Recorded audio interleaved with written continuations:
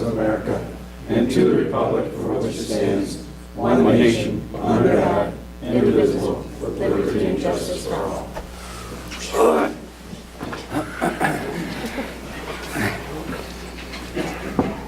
Welcome, everyone. This is Monday, February 4th.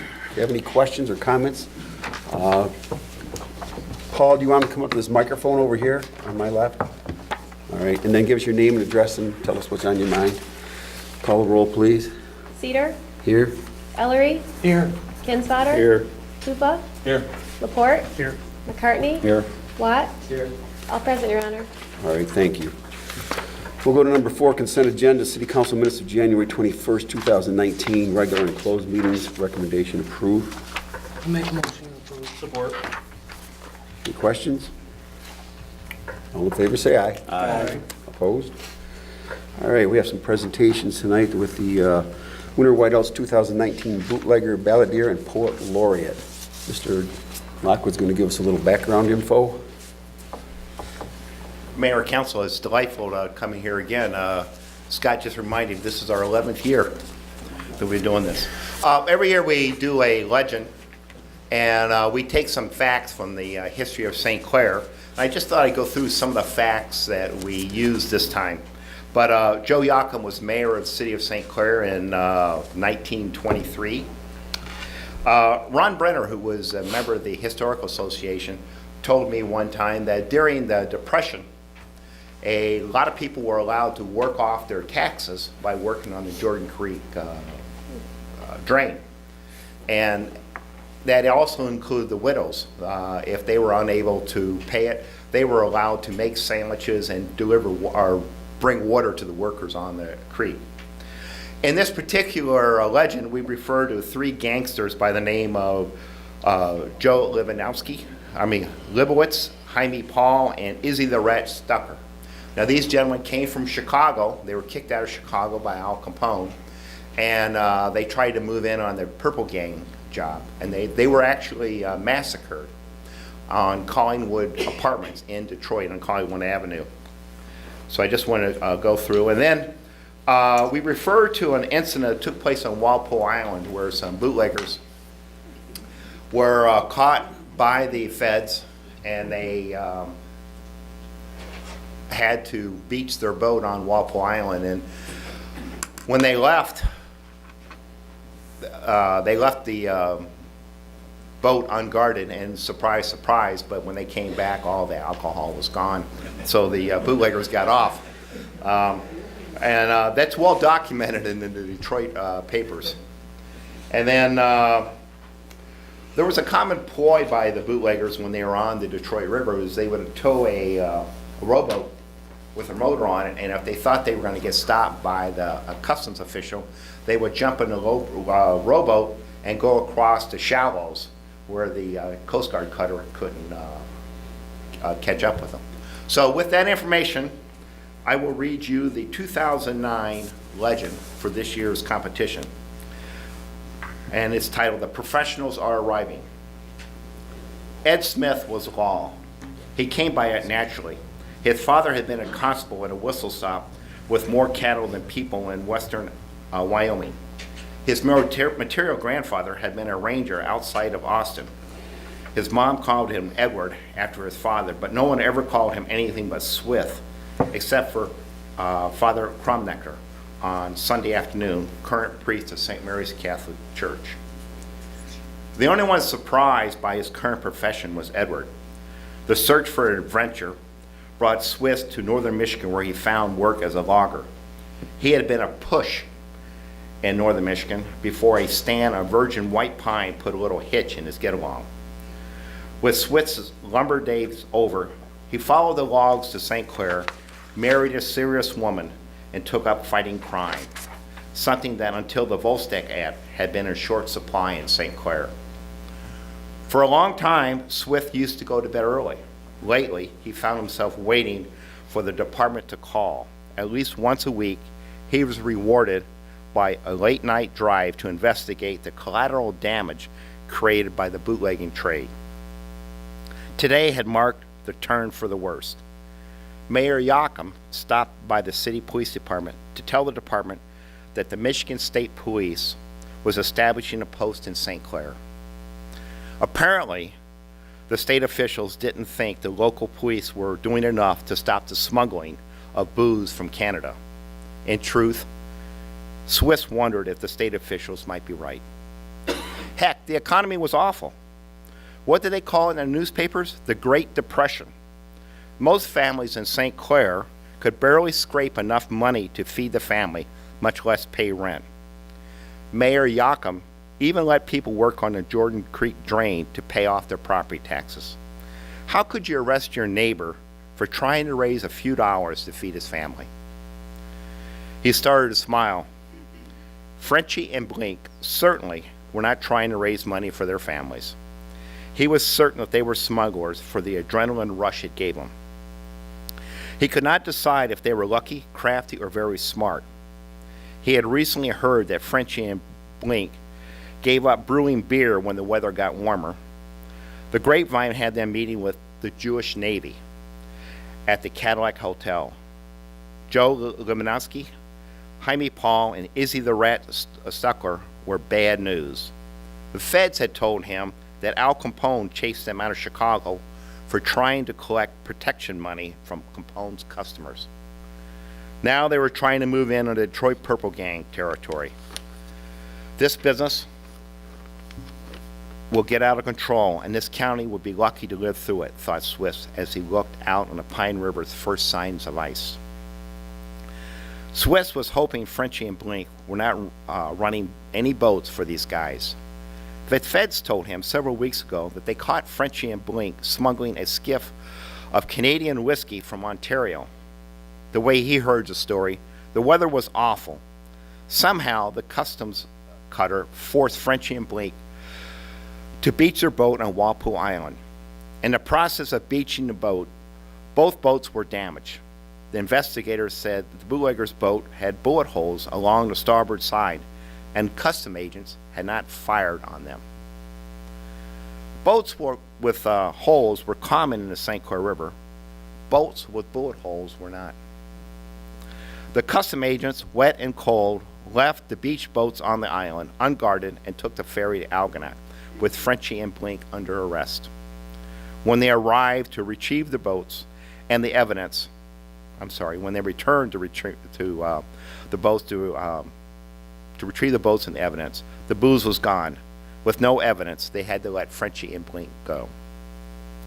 Swiss wondered how dumb the agents were to think that they could leave a boat filled with booze on Walpole Island, an Indian reservation, and believe the Indians wouldn't find it. The locals were wondering if the Indians drank the booze or sold it. Swiss wanted to know how Frenchie and Blink got caught. Normally, they towed a rowboat with a motor on it. If it appeared that their boat was going to be stopped, they escaped on the rowboat by getting to shore over the shallows where the customs cutter couldn't cross. That boat had holes.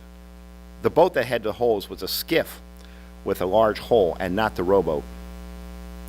Swiss believed that the bigger players were using locals for their experience crossing the river. Swiss was worried.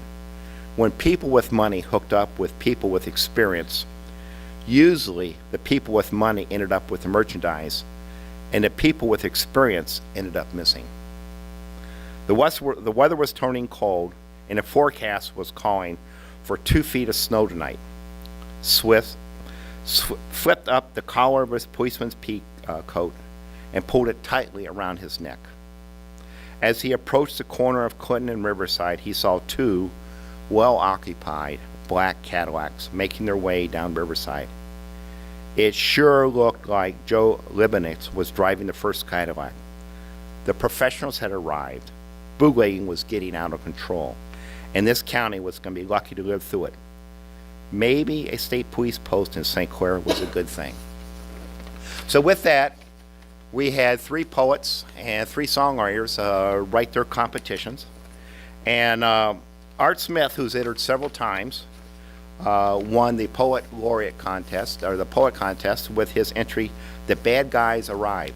Art?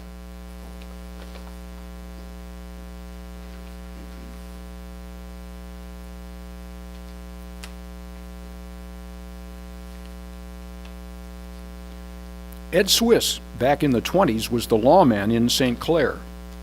It wasn't what he planned to do, so how did he get there? Injured as a logger, hitched his get-along, and so he moved to town, became a cop, with his new wife in tow.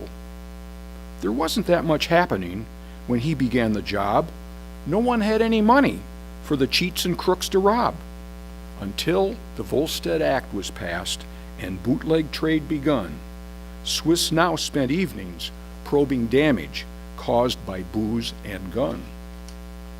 Bootlegging and rum running, two new crafts, were born in town, and some leading locals joined in, causing Swiss to frown.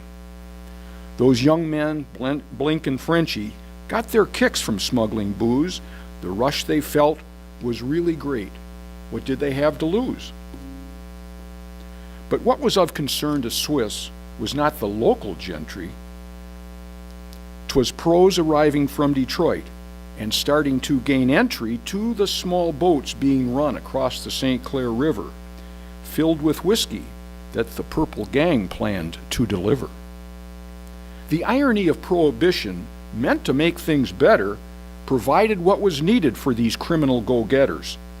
The smugglers and bootleggers built a network to provide that huge supplies of liquor crossed the river to our side.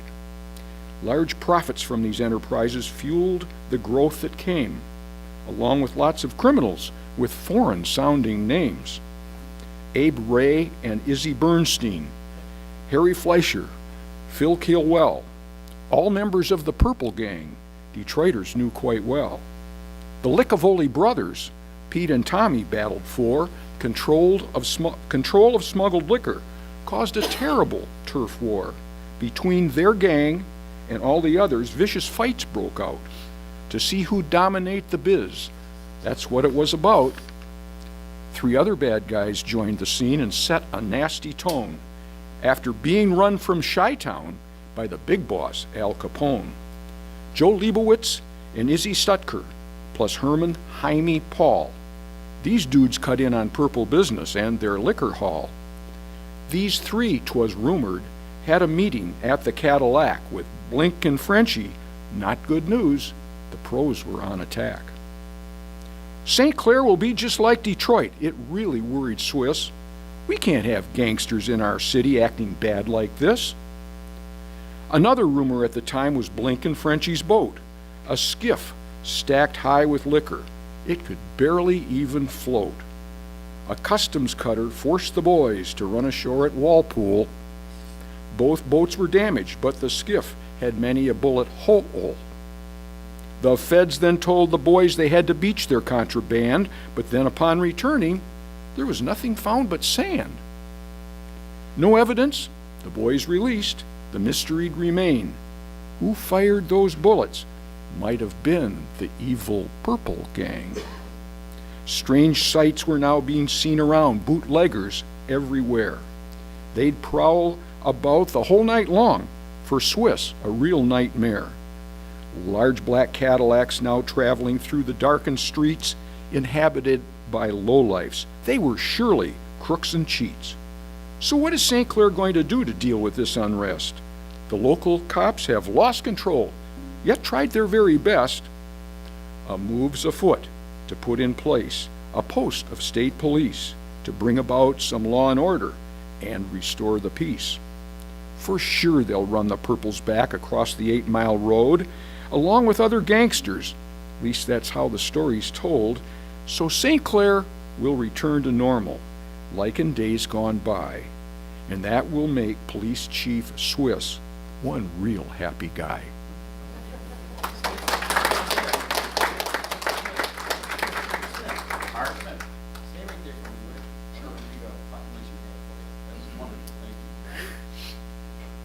Our Poet Laureate, Arthur Smith, whereas the title of Poet Laureate is derived from the laurels from which the Greeks crowned their most celebrated poets, and whereas the City of St. Clair's Poet Laureate is an honorary position and carries with it the esteemed appreciation of the City of St. Clair citizens, and whereas following an open call for submissions in which poets submitted poems for consideration and Arthur Smith's reading of his poem, The bad guys arrived, so stirred the audience that an independent panel of judges selected him as the winner for the 2019 Poet Laureate. Whereas the City of St. Clair has designated Arthur Smith Poet Laureate for 2019 to express our collective appreciation for his poet excellence and his significant contribution in increasing the awareness of importance of poetry and St. Clair history in our lives.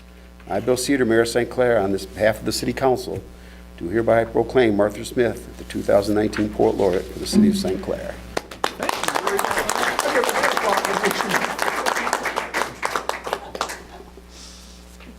Congratulations. Thank you. Thank you. Appreciate it. Thank you. Every year with the poet contest, we also have a competition for the bootlegger balladeer. And this year, Mark Donald won. And I found out since then, and it didn't influence the judges at the time, but he is a cousin of Sheriff Donald. Mark? It doesn't hurt.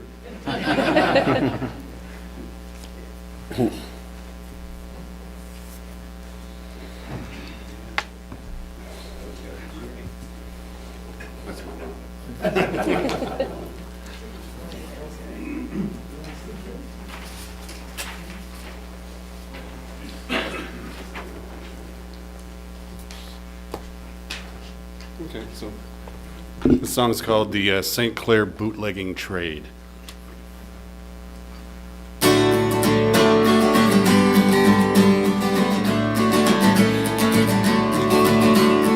Oh, yeah. Ed Swiss was the law in old St. Clair town. He was a God-fearing man, but he felt overwhelmed by first Prohibition and then the Great Depression, which brought on the bootlegging trade. See, the St. Clair PD had their hands full. Old Ed Swiss, he knew it. Mary Joachim did too. There was far too much smuggling of Canadian booze because of the bootlegging trade. Yes, the St. Clair bootlegging trade. Money was good, money was made. Oh, beggars and beggars, they knew they'd get paid because of the bootlegging trade.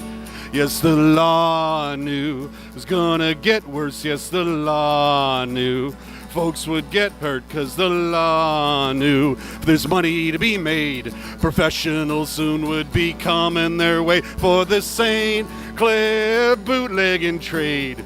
Business was good. Money was made. It was better than working at the Jordan Creek drain. The old St. Clair bootlegging trade.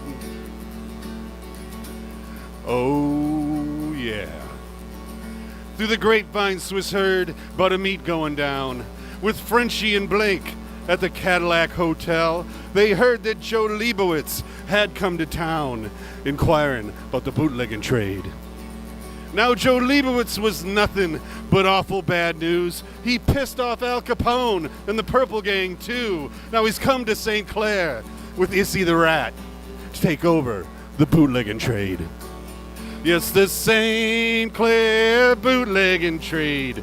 Frenchie and Blink were in over their heads. They had no idea that these friends that they made wanted the bootlegging trade. And Swiss heard about how the feds busted Frenchie and Blink on a skiff full of whiskey and bullet holes that they sure was a Jewish Navy attack on the St. Clair bootlegging trade. Ed Swiss was worried and somewhat amazed how quickly Joe Leibowitz had come made his play for the St. Clair bootlegging trade. Oh, yeah. Well, the weather turned cold, forecast calling for snow. Officer Swiss flipped up the collar of his policeman's pea coat as he walked along Riverside by Clinton Avenue. He spotted one car and then two. They were shiny black Cadillacs filled to the brim with gangsters and mobsters, it appeared so to him. In the first car he saw Leibowitz, and Leibowitz saw him, and Joe gave him a wink and a grin. 'Cause the St. Clair bootlegging trade, Mary Joachim told Swiss, help's on the way. A Michigan State police post was coming their way to help with the bootlegging trade. Yes, the St. Clair bootlegging trade. There's more to this story, that's all I will say. But I hope you enjoyed this song that I played, called the St. Clair bootlegging trade.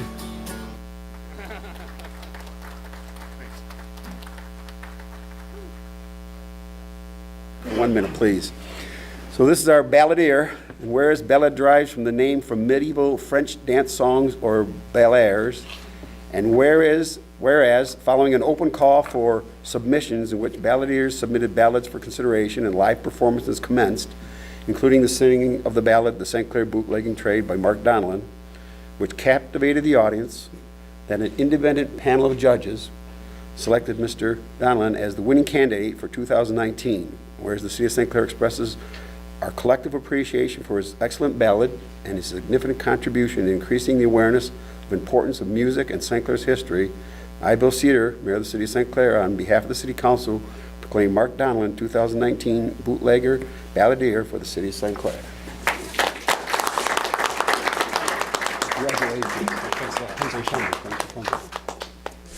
Mayor, before that, I just would like to declare, I realize that a lot of people weren't here last year to hear we used Frenchie and Blink again.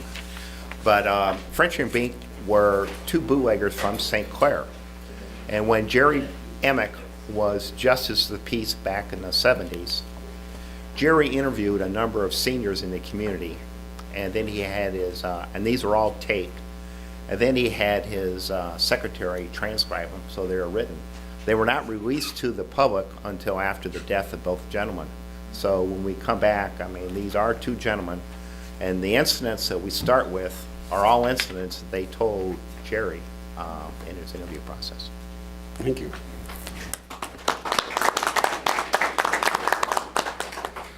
So if you've never been to the Bootlegger Balladeer Poet Laureate at Riverside LaCroix's Pub, it's really a very interesting event. It sells out every year, and you better get there early, because you never know who you're going to have to sit with if you don't get there too soon. Right, Mr. Black? That's right. Mr. Dockwood, do you have your date set for next year? I think it's the 22nd. I think it was. Okay. All right. Good job, everybody. Thank you. All right. We'll go to number 6, ordinance introduction 2019-01, fireworks.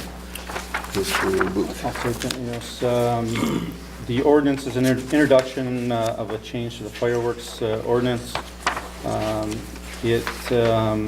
current policy is it's a 30-day policy, and it's in alignment with the state of Michigan.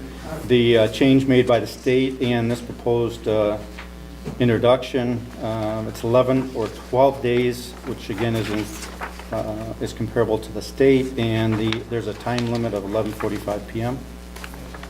So again, this is just an introduction. If you have questions, we can get those back to Jim Downey for an answer. I have 2 questions, Your Honor, if I could. Yes, thank you. So the ordinance is written to match what the state has changed in the fireworks Correct. laws? That's my Yes. first question. So that is correct? Yes. Okay, and the second question is, can we, as city council, can we adopt stricter fireworks ordinances? Do I always have to match the state? I know you can't answer it, so, but it was a question I asked. So Tom, you'd like to potentially make it strict? Yeah. Okay. Any other questions? We'll need a motion for the introduction. So moved. Support. All right, the motion's made by Member Kinsfater, supported by Member Laporte. Any questions? Call the roll, please. Kinsfater? Yes. Puba? Yes. Laporte? Yes. McCartney? Yes. Platt? Yes. Ellery? Yes. Cedar? Yes. Motion carried. All right, thank you. Reports of administration, Mr. Booth. Nothing this evening, Your Honor. Any questions from Mr. Booth? City attorney is not with us tonight. Any city departments out there? All right. D is authorities, boards, commissions, committee chairs, council reps. Anybody have anything? All right. We'll go to number 8, unfinished business, off-street parking, 132 Trumbull. This was defeated at the last meeting. The prevailing side can make a motion to bring it back. The losing side cannot do that. With that, Your Honor, I'd like to make a more specific motion. I'm going to make a motion to approve the reverse angle parking at 45-degree angle and a 6.5 minimum width of the sidewalk, 5 feet clear of the right-of-way at 132 Trumbull, and that the parking spaces remain public and are not designated for private use.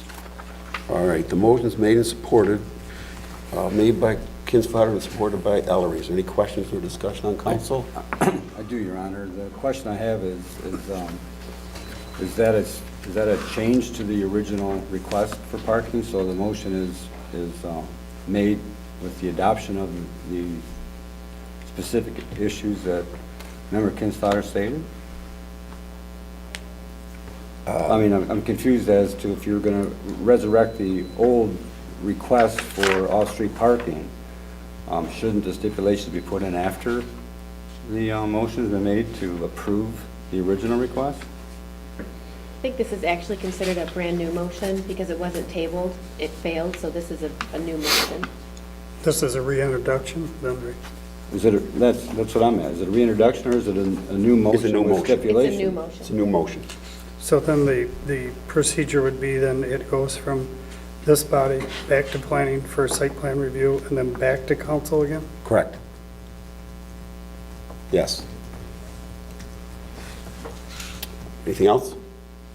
So after it goes to site plan, it comes back, are we going to be able to then deny at that point in time or not? Potentially? Well, yes. When they present their site plan to the planning, if planning approves it and sends it to us, then we'll still have to vote on it. So what are we approving then? I guess that confuses me now. What are we approving? If we're, My understanding is that they can't go, they have to have the variance for the parking before they can go to, for the site plan approval from planning commission. and then the entire site comes back here? Actually, you want to address this? I think you probably have been right involved in the middle of this whole thing. My name is Herb Blackstock. I'm here on behalf of Ms. Colbert. She couldn't be here. I guess the understanding, or my understanding, was that there was some confusion. And it really was based on the fact of whether or not the spots were going to be designated for public or private use. And my client's quite content with them being public. It's not an issue. I guess, we did revise, we have not submitted them. We did revise our drawings for a reverse parking. We can put 4 spots in that site. Still maintain the 6, I think we have 6'8" for the sidewalk. So I don't anticipate any issues with that. I guess I'm just not sure on the procedure in terms of what you're voting on today, and then if we have to go back for an official site plan approval. I guess my understanding was that we had not submitted officially yet for a site plan approval. It was just for the variance to allow the parking within the easement, and I think that's what we're here today to resolve. Correct? That's my understanding. Okay. Thank you. Any questions from Mr. Blackstock? So it goes to planning and then comes back to us? Okay. Thank you. All right. Was that, a member of the board, is that how it works? I mean, we're approving a variance for off-street parking, or on-street parking, I guess. The site plan can't be approved until all of the drawings are submitted. And if the parking's not in the site plan, I don't think that planning can approve it. The only thing we're approving is the variance to allow them to proceed. Well, you don't want to spend any money, or you say you already did the drawings, right? We haven't completed the final drawings yet for site plan approval. I guess it's going to depend on whether or not we're granted a variance. If we're not, we don't include it. And then the client has to make a decision in the direction she would like to go. Just one last question for Mr. Blackstock. Has the client exhausted all of the avenues available to her on the existing lease, so the parking lot that has already been established for the 3 buildings? I believe she has. I'm not up to speed completely on that.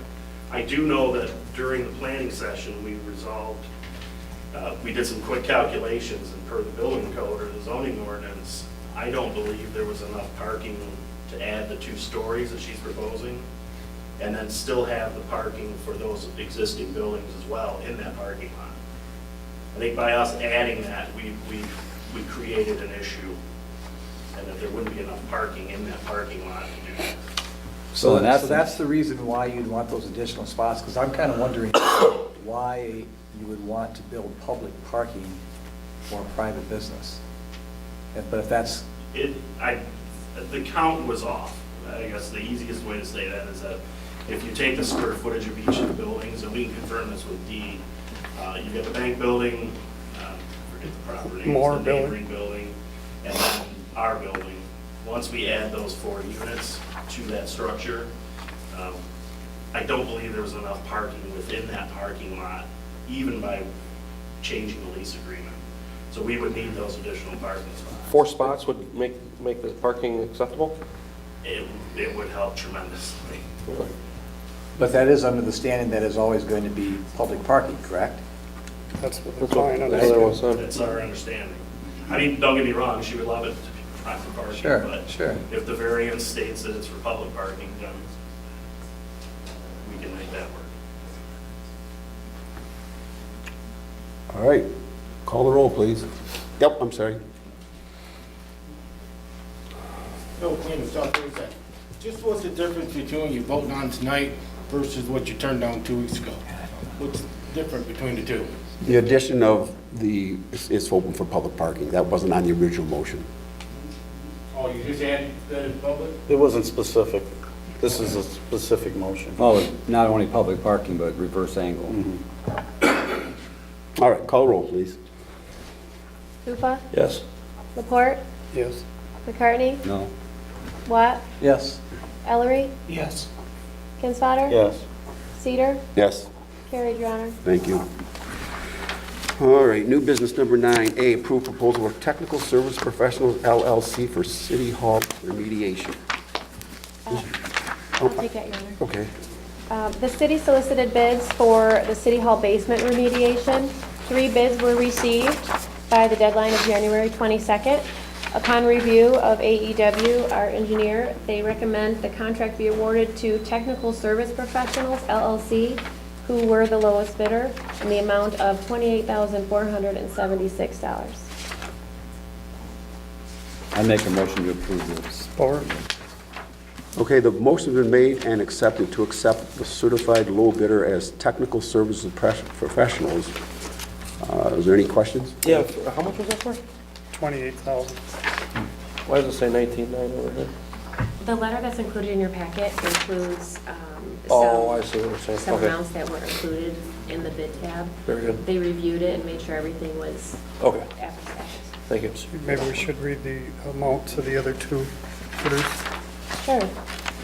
The bids received from Environmental Maintenance Engineers was $65,000. Jarvis Property Restoration was $45,569.36. And Technical Service Professionals, with the inclusion of everything that they had to do, again, was $28,476. Is this a insurance, is this covered by the insurance? Yes, it will be. It will be. And we got 3 bids back, you know how many we sent out? Or was it a public bid? It was a public bid on bidnetdirect.com where we put all of our bids. So we did not individually send anything out. Okay. And then this TSP, do we know where they're located? I mean, I've never heard of them, I guess.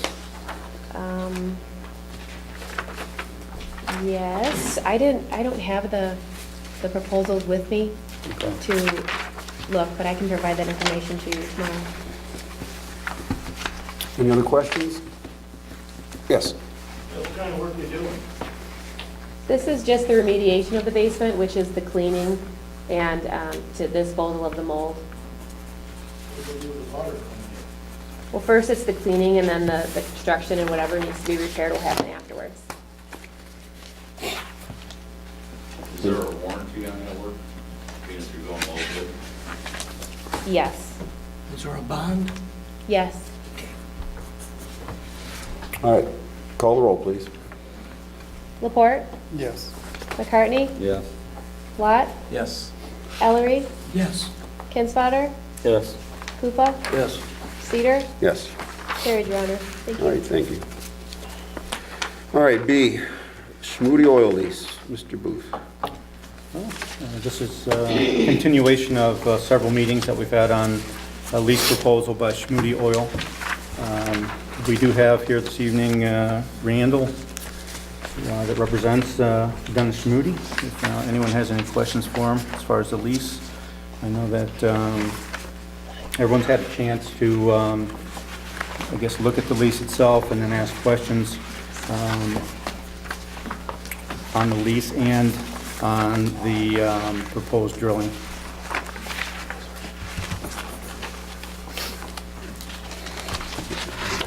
Your Honor, I make a motion to approve this Schmoody lease as presented. All right, the motion has been made by Member McCartney and supported by Member Ellery. Is there any questions? Can you kind of let us know what the city can get out of this? And I mean, as far as pay the city to do this, and where is the drilling going to take place? Kind of give us an idea of the generally. Yeah. It's Mr. Cobb. No? Randall. Randall, I'm sorry. Do you want to address of what you can of that? Okay, could you repeat that question? What the city gonna profit? What are they getting?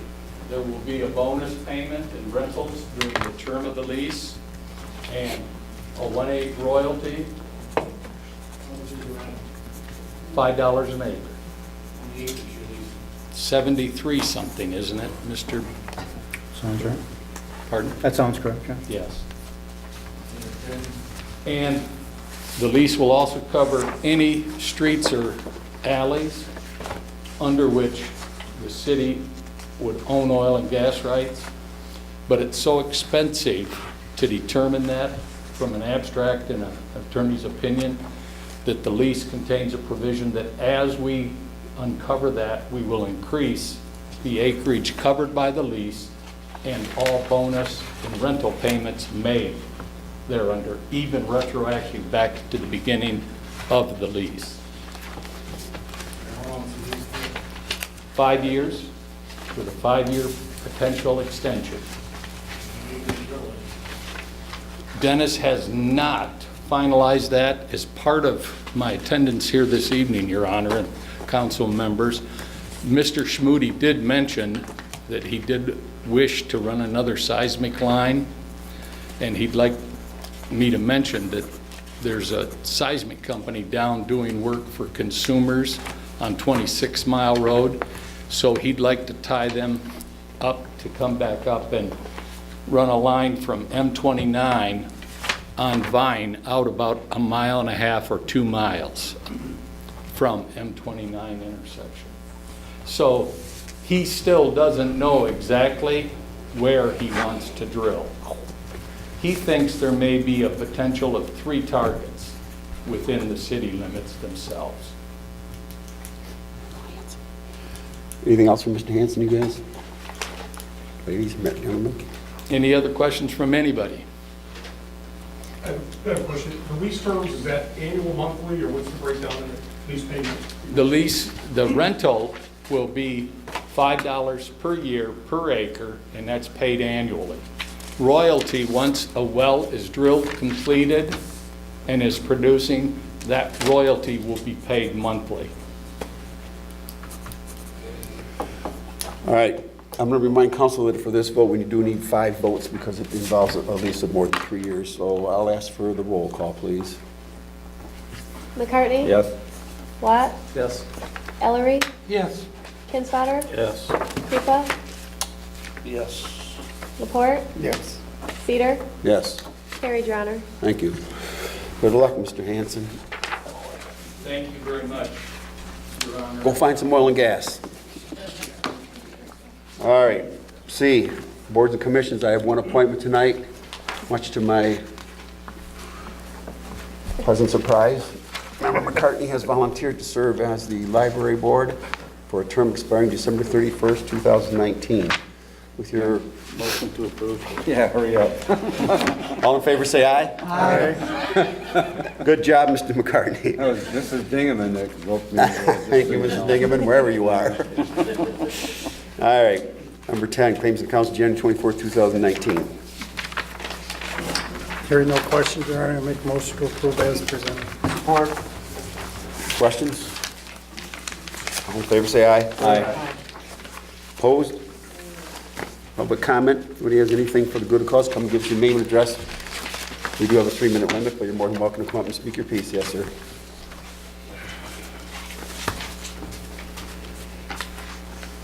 Tom Jaloski, 1424 South Riverside. We spoke last meeting, Bill, on a sewer you were going to get with the DPW. I see that they flagged out there by our place.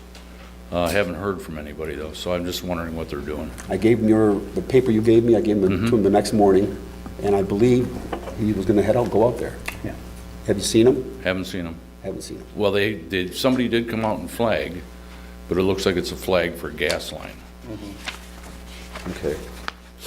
I'm just wondering if they're gonna start digging something up or what they're doing. Will you give us your address again? 1424 South Riverside. All right, thank you. Thanks. Anybody else? All right, we'll go to number 12. I have one, just a reminder, council, next meeting, we will have a 6 o'clock work/goal session, so start thinking about some things that are in your process. Anybody else have anything? Did I miss anything in that? A reminder of the Chili Heart 5K that is Saturday, February 9th. It benefits the East China Educational Foundation. Registration is ongoing. You can also register the day of the event. The weather looks decent, sunny and 25. So hope to see you all there. Right. Once again, thank you and congratulations, Mr. Lockwood, for all that put together with that like a bad. That's a good deal. All right, I'm going to go to number 13 and ask for a motion to go into closed session to discuss strategy connected with the negotiation of a collective bargaining agreement with the employees represented by the Police Officers Labor Council and discussing a confidential attorney-client communication concerning a legal opinion from counsel. Call the roll, please. Watt, I'm sorry, what? Go on the closed session. Do I approve that or what? Yes. Yes. Ellery, Yes. Kinsfater, Yes. Kapufa, Yes. Laporte, Yes. McCartney. Yes. Cedar, Yes. carried, Your Honor. Thank you. We may take action when we return. We may not. You're more than welcome to stay. Thank you very much for coming out. Cross your fingers on the gas and the oil.